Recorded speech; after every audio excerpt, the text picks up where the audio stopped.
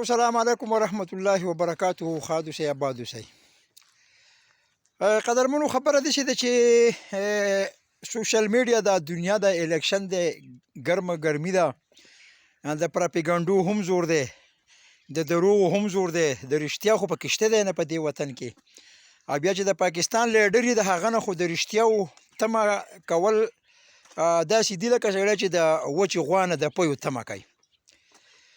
نو ډېر کسان دي چې هغه داسې وایي چې آزادو خلکو له ووټ ور نه کوي، که نه دا به تاسو خرڅ شئ او دا کسان به په یو او په بل پسې ځي. بیا نو قدرمنو، دغې کسانو ته زه دا خبره کول غواړم چې د پاکستان په سطح یې نه کوو. زه د سوات یم، زه به د دې سوات او د مینګورې په دې لنډو لنډو علاقو به درته هغه مضبوط کسان وښیم چې هغه څو ځله خرڅ شوي دي او لا خرڅېږي. یعنې په پاکستان کې به داسې یو لیډر هم وي چې به خرڅ شوی نه، یا به داسې یو لیډر چې هغه به د ضمیر خاوند وي، هېڅ کله پکې نشته دی. د ټولو نه مخکې راځو دې له ځکه راځم چې خلک کله چې باز لاړ شي نو هغو ته ټوله دنیا ګوري، چتې ته څوک نه ګوري. د علماو مثال د باز دی، د عالمانو.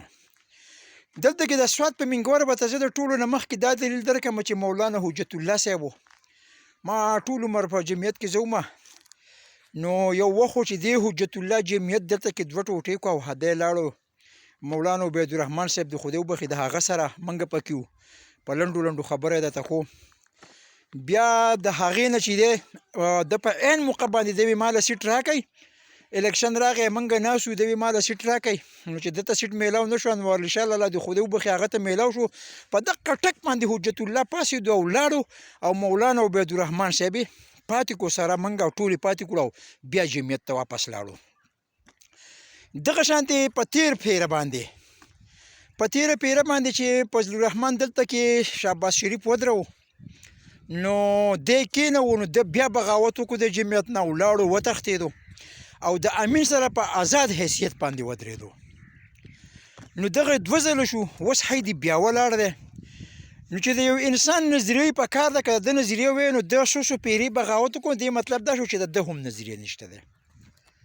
اوس خبره دې له راځو، زمونږ د علاقې محمود وګورئ چې محمود خان تر اوسه پورې د عمران خان سره په پالټۍ کې.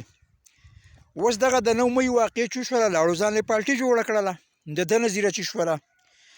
دغه شانتې پرویز خټک وګورئ چې ده څومره پالټیانې بدلې کړي دي او کومو طرفونو ته تللی دی. د دې نه بیا راشئ امیر مقام وګورئ چې د امیر مقام د MMA د حکومت نه کامیاب شو، د هغې نه په دې خوا خو لکه د ټیپرو په شانته امیر مقام هم بدلېږي چې کوم طرف ته تله درنی، امیر مقام هغې طرف ته ځي. د مشرف سره د هغه په تله کې ناست و، د مشرف نه وروستو چې دی د نواز شریف په تله کې هایده ناست دی، که د ده نو ته درنه میلاو شو هلته کې به ځي.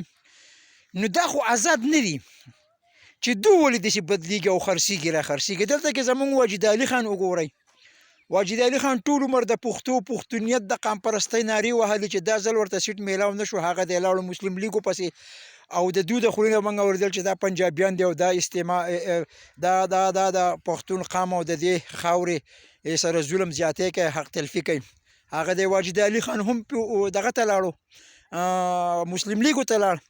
د دې نه علاوه د عمران خان په پالټۍ کې دا څومره کسانو بدل شو، د دې نه علاوه دا څومره سنیټران، یعنې د پاکستان بدنصیبي دا ده چې په هر حکومت کې څومره سنیټران زمونږ وټونه چې هغه ورکړي دي او هغه خرڅېږي او د یوې پالټۍ نه بلې ته ځي او د بلې نه بلې ته ځي. نو قدرمنو، خبره داسې ده چې د پاکستان په سیاست کې نه نظریه شته، نه په پاکستاني لیډرانو کې غیرت شته، نه پکې د قام مینه شته، نه پکې د دې خاورې مینه شته. اوس بنیادي خبره داسې ده چې په دې وخت کې آزاد له ځکه کامیابول غواړي چې دغه نواز شریف و زی دی بیا هر چاته کې چې زی دی، خو دنیا ته ښودل غواړي چې پاکستانی قام هغه حق او باطل پیژني. نواز شریف چې 14 کاله پې قید ختل او د ټول عمر دپاره نه اهله شوی و، کله چې هغه د هغه ټول دلایل پراته دي او هغه جیل ته شو، د جیل نه هغه د 2 هفتو په ضمانت باندې شهباز شریف آزاد کو. 4 کاله هلته کې تېر کړل، د شپې په 12 بجې باندې عدالت ولګېدو او دا نواز شریف چې د ټولو ګناهونو نه صفا کو او صفا سوتره شو. او دغه عدالت د شپې په 12 بجې لګېدلی دی او عمران خان یې نااهله کړی دی. یو نااهله سړی راځي هغه اهل کېږي او د اهل نه حکومت اخلي هغه نااهله کېږي او بیا په هغه پسې ټول پاکستان پارټیان یو ځای کېږي او د هغه نه د هغه د انتخابي نشان هم اخلي. نو دا ظلم دی، دا زیاتی دی. په دې ټولو پارټیانو کې بیا د جماعت اسلامي مشتاق احمد خان دی که مشتاق غني صاحب دی او زما نوم دغه کېږي، زه د هغه ډېر اورم. صرف هغه پکې د دې خبرې تایید کړی دی چې دا ظلم وشو، دا زیاتی وشو. په کار ده چې دوی دا بیډ نښه نه وي اخیستلی، الیکشن یې کړی وی. که چېرې په دې ملک جمهوریت نو د قوم فیصله چې دي که نه، د قوم فیصله هغه بالاتر وي، هغه قانون وي د قوم فیصله.